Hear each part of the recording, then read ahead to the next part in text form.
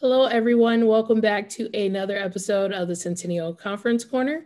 My name is Amber Thomas, and I am virtually alongside Janelle Nolt, head athletic trainer for Dickinson College. How are you doing today?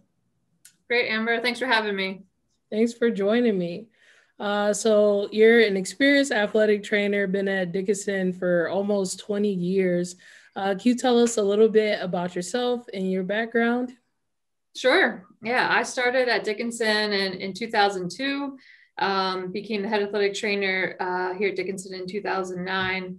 And I've been working here, have a great team of athletic trainers with me here at Dickinson. We work well together. We have a unique situation here at Dickinson where we have three full service athletic training rooms. And so I work with the four teams that are in that athletic training room, men's, women's soccer, softball, and baseball. They're my primary teams. And so those are the folks I usually see on a daily basis. So, what drew you initially to athletic training, and what has kept you in the profession all of these years? Yeah, so I love sports and was an athlete through high school, was an athlete in college.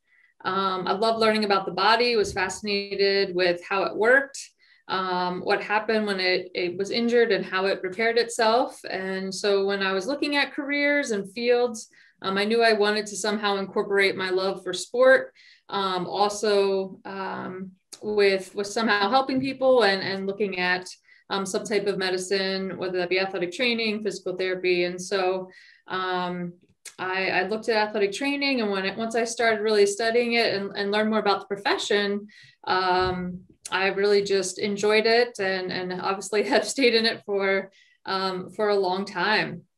And things that I really like about it is I like working with athletes. I really enjoy the relationships that you form with athletes and with a team as you go along through the season. Obviously you spend a lot of time with those people, and so you need to enjoy what you're doing as you go through the course of a season. Every day is different. There's a lot of variety in athletic training. No 2 days are usually the same. I enjoy that I'm not stuck in an office. If the pandemic, I think, has taught us anything, is that I'm not sure I can do Zoom and Office for the rest of my life. But being able to be outside pretty much every day in the traditional athletic training role is great. I enjoy that. And so I look forward to hopefully getting to be outside again. Obviously when it's warm, it's more pleasant than when it's cold, but hopefully spring is around the corner. For sure.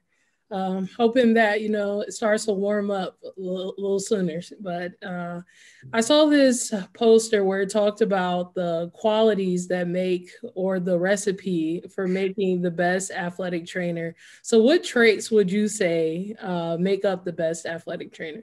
That's a good question. I would love to see that poster. I'd love to see what people came up with.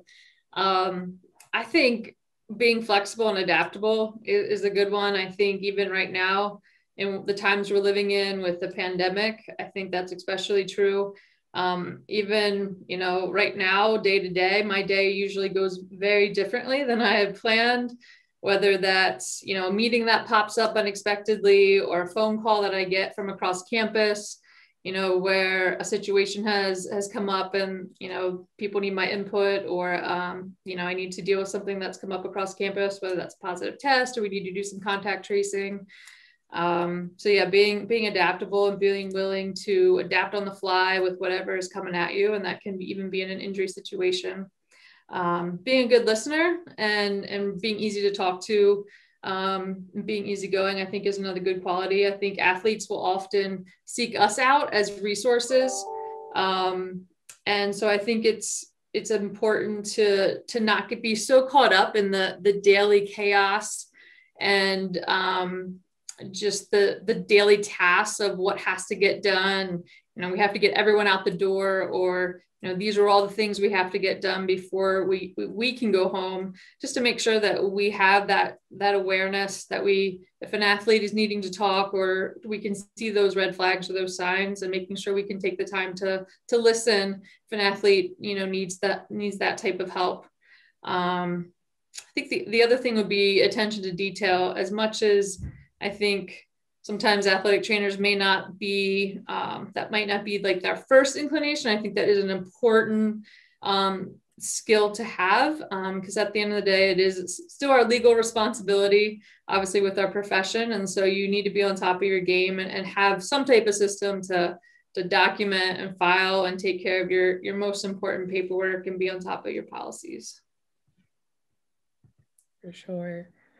So we always switch it up a little bit at the end to get to know you a little bit better. So we're gonna do some rapid fire questions. Sure. So I always say that athletic trainers are like superheroes. So if you were a superhero, what would be your superpower? Oh, I think flying. I mean, you just can't get places fast. That would be amazing. So during the pandemic, a lot of people said that they picked up hobbies or just like different talents. So what would you say like is your go-to hobby when you're not doing athletic training? I worked out a lot during the pandemic. I actually bought a treadmill because gyms were closed, and I know that's kind of cheating because we're athletic trainers, but I did work out a lot. I also I did a lot of reading. I think that would be the other thing I did. I read a bunch of books. What was your favorite? That's a good question. I actually read I read a book about personal finance. I know that's a boring answer, but it was enlightening, and it was a good like change of pace, right? Yeah, for sure.